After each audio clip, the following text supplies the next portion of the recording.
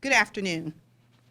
I'm Police Chief Katrina Thompson, and I'm joined here today by City Council member and Chair of our Public Safety Committee, James Taylor, Council member Dee Dee Adams, Council member Annette Scipio, Council member Dan Bessie, Council member Jeff McIntosh, and Council member John Larson. We're also joined today by our District Attorney, Jim O'Neill.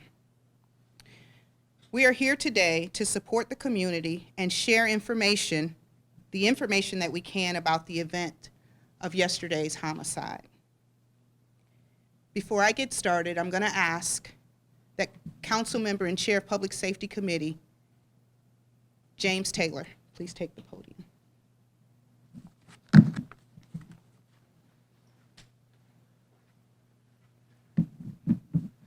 Good afternoon. As always, I bring greetings in these tough times on behalf of the Public Safety Committee. You've heard from the council members who are here today standing in solidarity with us. And today we stand in solidarity with the citizens of our community and with the family and the friends of Mr. Julius Sampson, who was affectionately known to many as Juice. I was able to communicate with Mr. Sampson's wife and express my condolences with her. She seems to be in good spirits.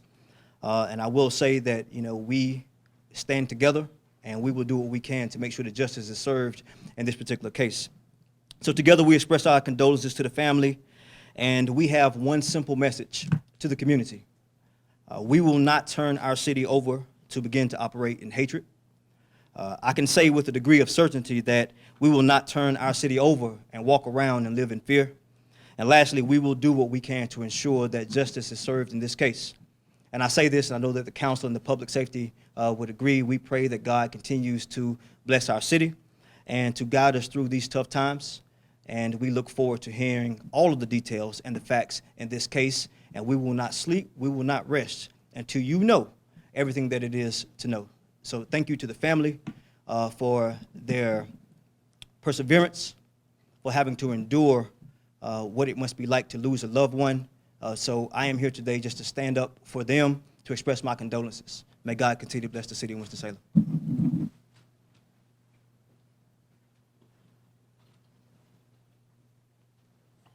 I'm Councilmember McIntosh, and I'm the Vice Chair of the Public Safety Committee. I'm here to read a statement prepared by Mayor Alan Joines, who was unable to be with us due to a prior commitment. On behalf of our entire city, I offer sincere condolences to the family of Mr. Julius Randolph Simpson. Please be assured that the city is fully investigating this terrible tragedy. While we are uncertain as to the totality of the crime, please be assured that we will investigate all aspects of the person or persons involved and take any and all appropriate action as a result of the investigation.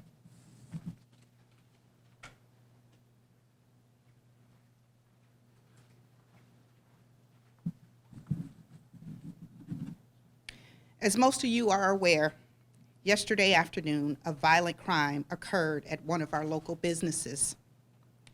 Tragic recent national events, numerous social media posts related to yesterday's violent act, and the proximity of that event to the largest retail facility in our city have resulted in considerable concern and anxiety in our community. I am here this afternoon to share with you some of the preliminary facts that we have learned over the course of the last 23 hours. I must stress that this is an ongoing and active investigation, and that we are at the beginning of the investigation into yesterday's shooting. My hope is that members of the community will have a clearer understanding of what occurred yesterday. Detectives with the Winston-Salem Police Department have charged Robert Anthony Granato with murder. He is currently being held in the Forsyth County Detention Center with no bond allowed. No other suspects are being sought, and the investigators have no reason to believe that the tragic event that unfolded yesterday afternoon presented an ongoing danger or threat to members of the community. The facts that I'm about to share with you will be limited in order to preserve the integrity of this investigation. These preliminary facts were obtained after numerous witness interviews and the viewing of other available evidence. Yesterday afternoon, August 6, 2019, shortly after 4:00 p.m., a shooting occurred in the parking lot of BJ's Restaurant and Brewhouse, which is located at 192 Haynes Mall Circle. Officers from the Winston-Salem Police Department responded in less than 1 minute to find Julius Randolph Sampson, Jr., unresponsive at the scene, having suffered an apparent gunshot wound. Emergency medical services personnel were immediately summoned and attempted life-saving measures on Mr. Sampson. He did not survive. Detectives with the Criminal Investigations Division responded to the scene, complemented by a large contingency of patrol officers to work on the investigation. As a result of the investigation into this incident, detectives developed information that led to the charge of murder. The investigation did not reveal any prior acquaintance between the defendant and the victim. Witness interviews were conducted.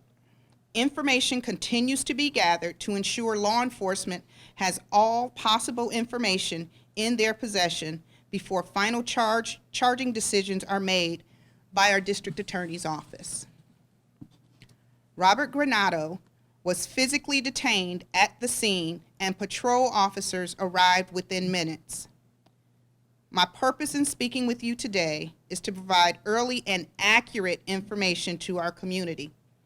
Detectives have no information or evidence to indicate that this incident was anything other than a random encounter that resulted in a verbal argument that escalated into a physical confrontation.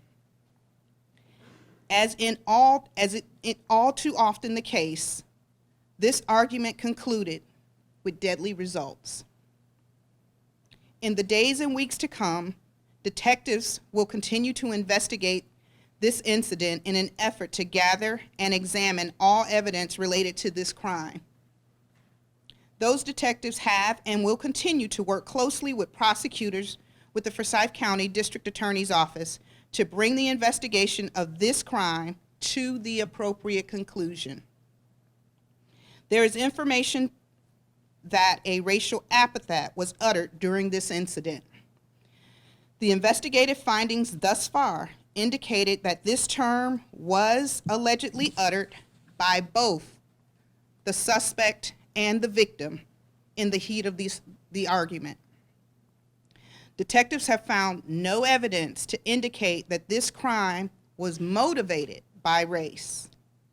Should any evidence to the contrary be developed, detectives and prosecutors will review that evidence and the appropriate charges that evidence would support. I want to close by offering my sincerest condolences to the family and friends of Julius Randolph Sampson, Jr. Although this incident is not an incident of mass violence, such as those that have garnered recent national headlines, it is no less a tremendous tragedy for the family of this victim and for our community. Before I answer questions or open it for questions, I want to do two things. Number one, I want to remind you that this is an open and active investigation. And in our interest of transparency, we have, in the briefing you just heard, tried to provide for you all available information that would not compromise the integrity of this investigation. The other thing that I want to do is call upon any other elected official that would like to address the public before we move forward.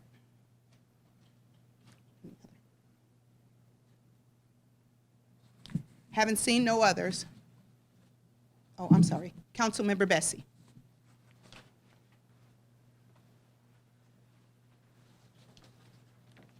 Thank you, Chief. I'm going to speak briefly in my role as representative of the area in which the shooting took place. My comments should not be taken as representative of the position of the city of Winston-Salem and should not be taken as representative of the investigatory process which is underway. I will try to limit my remarks accordingly, and I will speak to also briefly address some of the concerns which have been raised to me by constituents. The senseless killing yesterday of Mr. Julius Sampson deprived his family and our whole city of a good family man who was widely beloved in our community. I spoke this morning with Sheriff Bobby Kimbrough and other friends of Mr. Sampson's family, and I asked Sheriff Kimbrough to pass to the Sampson family my deepest personal sorrow and sympathy. He will be greatly missed. On behalf of the citizens I represent in the neighborhoods surrounding the site of the shooting, I am outraged that we continue to lose lives to the insane epidemic of gun violence that plagues our nation. For those who may have thought otherwise, this killing shows again that no part of our community is immune. As you have heard, the person charged with the murder of Mr. Sampson is in custody without bond, and I look to see the justice system deal with him individually. That can deliver a measure of justice in this case, but that alone is not enough. Whether it's in El Paso, Dayton, or Winston-Salem, this epidemic of gun violence has to be stopped. Whether it happens on East 17th Street, Sink Street, or Haynes Mall Boulevard, it has to be stopped. I ask other concerned and outraged members of our community and communities across North Carolina and America to demand action now from our elected officials at every level to stop gun violence. Furthermore, as a proud member of a diverse community, I am outraged by the equally horrifying rise of racist hate speech, hate crimes, and toxic white nationalism in our country today. We face a tragic state of affairs around the nation when we need to conduct a news conference to reassure our community that we have no evidence that a crime was racially motivated. When a horrific mass shooting in Texas just days earlier has every appearance of being just that, I can't blame anyone for raising the question here. Where once our national leaders called on the angels of our better nature to prevail, some of our highest elected officials today instead have helped to unleash the demons of our worst national nightmares. I ask other members of our community and nation to join in calling on those leaders to stop doing so, and our elected leaders at every level to join in disavowing racist hatred. Thank you.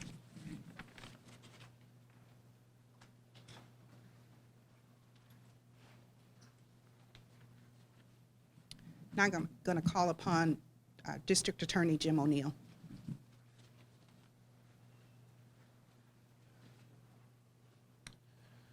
Good afternoon. What I would like everyone to know is that I think that we are blessed here in Winston-Salem because we have, in my opinion, the finest police department and law enforcement that you could find anywhere in this state. And I want the public to also know we worked on this late last night. Members of the Criminal Investigation Division left my house last night after my kids were asleep, just to give you an idea of how hard everybody is working on this to make it happen. So thank you, Chief, for excellent job by your people. Everybody wants answers quickly, and they want to know the facts of the cases. And I get these questions in every criminal case we handle. The thing that you have to remember is it takes time to complete the investigation, and the district attorney's office, along with the police department, we take every step and measure possible to ensure that everybody has a right to a fair trial. No matter what you believe about any particular case, everybody gets the right to a fair trial. And in so doing and so assuring, we have to be able to keep the facts in-house unless and until the case moves to court.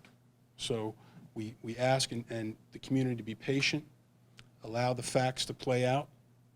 The police department, again, excellent job as they do in all of their cases, and the sheriff's department as well. We're very fortunate that we have those sort of investigators here. Let this play out. The facts will be made in court, and everyone will have a right to a fair trial. Thank you.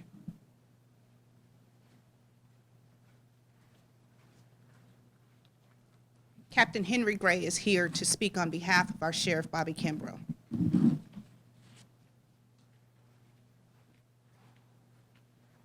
Thank you, Chief.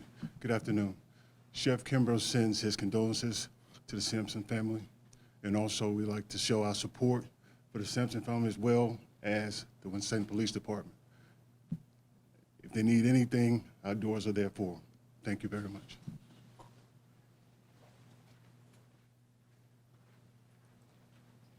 Thank you. At this time, I will open the floor for questions.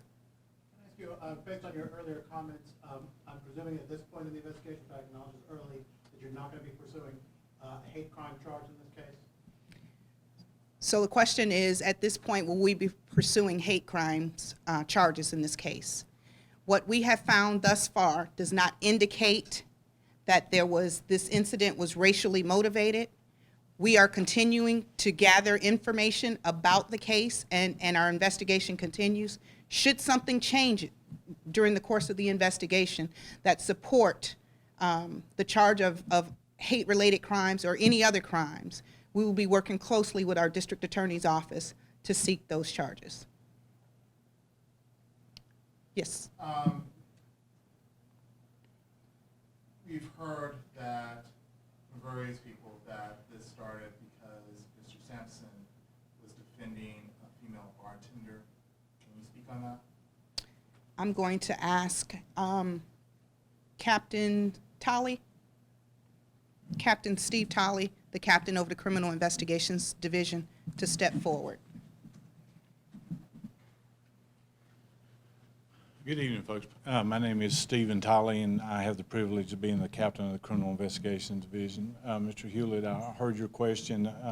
I'll repeat the question. That information has been received that this incident might have resulted from Mr. Sampson defending a female bartender at the business. As we said earlier, I'm limited on what I can share on this investigation. We are aware of all the circumstances that preceded this and are continuing to investigate those circumstances. So unfortunately, I can't comment on that particular aspect of the investigation. I'm sorry. I have to, as investigators, we have to keep our eye on the goal line, and the goal line is to assist Mr. O'Neill and the district attorney's office in a successful prosecution in this. And unfortunately, that restricts what I can say. Unrelated to the actual shooting itself, when you got to the suspect, was he still armed? A weapon was recovered at the scene. Yes, sir.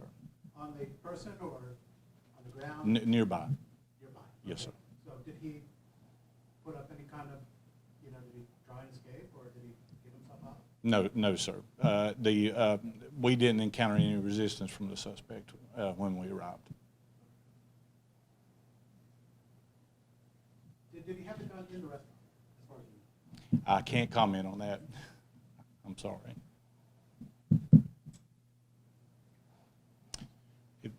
Yes, sir. Do you know how long they were in the restaurant before they came out of the restaurant, before the altercation happened, before they got out of the restaurant? We are aware, through evidence that we've been able to gather, we are aware of how long everyone involved in this was at the restaurant, approximately what time they arrived on up until this incident happened, and we'll be able to document that for Mr. O'Neill during prosecution. Yes, sir. It wasn't an extended period of time, but they were there for a while before the incident occurred. Do you know if both men were forced to leave the restaurant, or did they leave on their own time? We know the circumstances they left the restaurant under, so that's a question I can't answer. I'm just not at liberty to answer it now. And folks, again, I want to apologize to you that my answer is very often I can't share that. Remember, my responsibility, as I've said, is to ensure the end goal for that, and that is a successful prosecution and a fair trial. Chief, I'm going to turn it back over to you. I'll be available if you need me. Thank you, folks. I appreciate it. Any other questions before we conclude? I'd like to ask you, at some point this morning, when rumors started kind of getting around, did you get to the point where you were worried that things were going to get out of control about the public response to the shooting? Public safety is always my concern.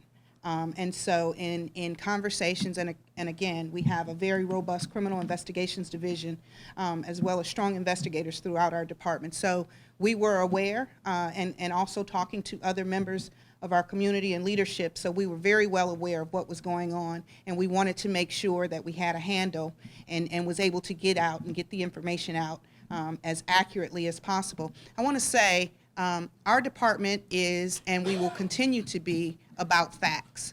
We're not chasing social media information.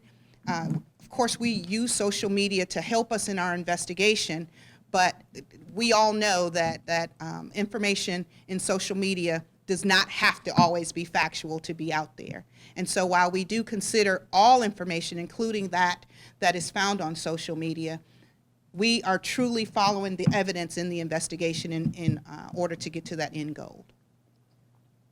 Yes, sir. How many shots were fired, and were any shots fired in any other direction other than directly at the victim? I'm going to again call Captain Tolley to answer. The question was how many shots were fired and if there were any shots fired anywhere other than in the direction of the victim. Captain Tolley. I can tell you we are aware of how many shots were fired and that no one, other than the victim, no one was injured.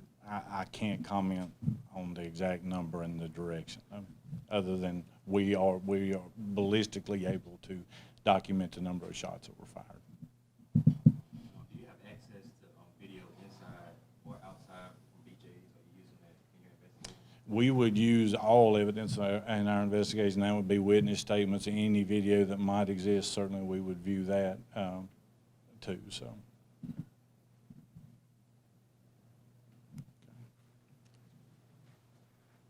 Thank you. At this point, I'm going to assume that there are no other questions.